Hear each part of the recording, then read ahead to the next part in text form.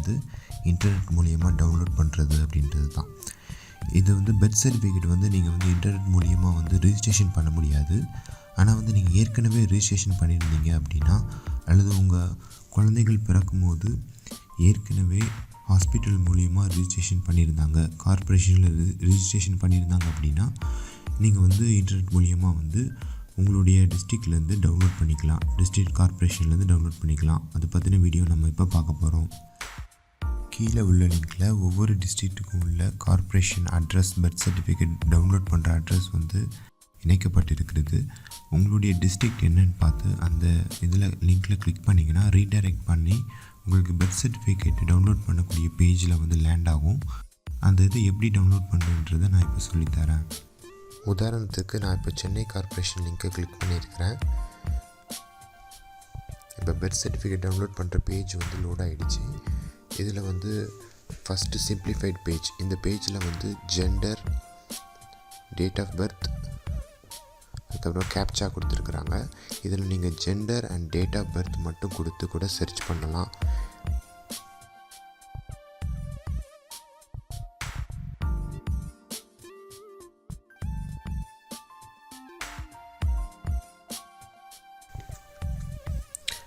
நீங்கள் என்றைக்கு தேதியில் பிறந்தீங்களோ அந்த தேதியையும் உங்களுடைய ஜெண்டரையும் கொடுத்து நீங்கள் சர்ச் பண்ணிங்க அப்படின்னா அன்றைக்கி தேதியில் பிறந்தவங்களோட லிஸ்ட் வந்து வரிசையாக வரும்.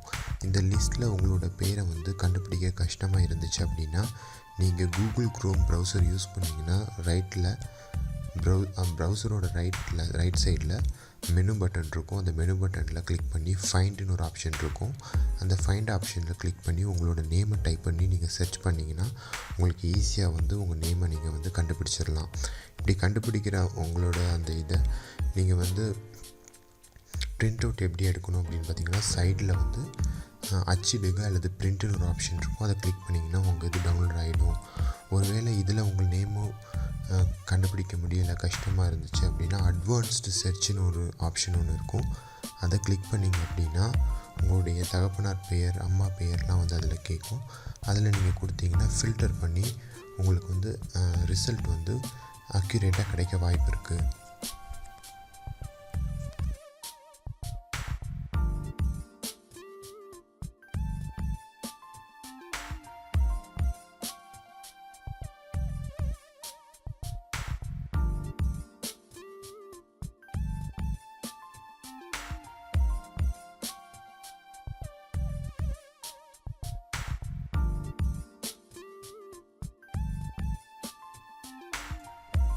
அடுத்ததாக கோயம்புத்தூர் கார்ப்பரேஷனில் உள்ள லிங்க்கை கிளிக் பண்ணியிருக்கிறேன். ஓப்பன் ஆகிருக்குது. இதில் வந்து பர்த் சர்டிஃபிகேட்டு பேஜில் வந்து டேட் ஆஃப் பர்த்து மேண்டேட்ரி நீங்கள் வந்து இன்புட் கொடுக்கணும்.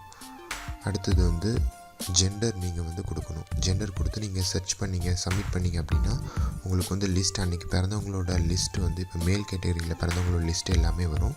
அதில் உங்களோட நேமை வந்து சர்ச் பண்ணி நீங்கள் டவுன்லோட் பண்ணிக்கலாம்.